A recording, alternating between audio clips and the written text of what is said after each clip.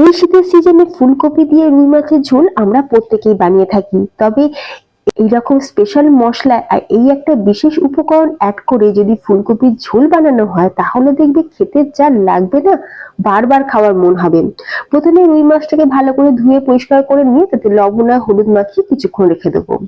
অন্যদিকে এখানে নিয়ে নিয়েছি বিউলির ডালের বড়ি। বড়িটাকে সর্ষের তেলেতে খুব ভালো করে ভেজে তুলে নেব।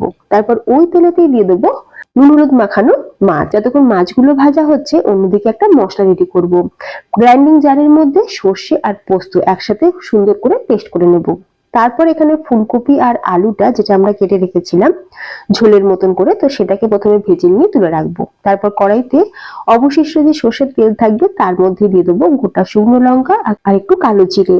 তারপর দিয়ে দেবো সেই সর্ষে পোস্ত বাটা, সাথে দিয়ে দিচ্ছি একটা টমেটো। খুব ভালো করে একটু কষিয়ে নেবো। তারপর দিয়ে দেবো হাফ চামচ হলুদ গুঁড়ো, 2 চামচ লঙ্কা গুঁড়ো, তোমরা চাইলে কাঁচা লঙ্কাও কিন্তু দিতে পারো। এখন মিক্সির জার ধোয়া একটু জল দিয়ে দিলাম। খুব ভালো করে মশলাটা কষানো হয়ে গেছে, দিয়ে দেবো এখানে পর্যাপ্ত পরিমাণে গরম জল। অবশ্যই কিন্তু গরম জল ব্যবহার করবে। যখন গ্রেভিটা ফুটতে শুরু করবে দিয়ে দেবো ভেজে রাখা আলু আর ফুলকপি।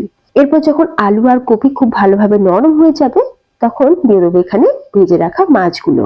মাছগুলোকে দিয়ে গ্রেভির সাথে খুব ভালো করে ফুটিয়ে নেবো। এরই সাথে আমরা দিয়ে দিচ্ছি স্বাদ অনুযায়ী লবণ। তারপর দিয়ে দিচ্ছি সেই ভেজে রাখা বড়ি। বড়িগুলোকে আমি একটুখানি আধ ভাঙা করে দিয়েছি। তারপর দিয়ে দেবো কয়েকটা চেরা কাঁচা লঙ্কা আর কুচনো ধনেপাতা। ব্যাস তৈরি আমাদের বড়ি ফুলকপি দিয়ে রুই মাছের ঝোল। এই শীতের সিজনে এইরকম মাছের ঝোল বানিয়ে খেয়ে দেখো, স্বাদ মুখে লেগে থাকবে। তোমরাও বানিয়ে খাও, সাবস্ক্রাইব করে যাও। টাটা।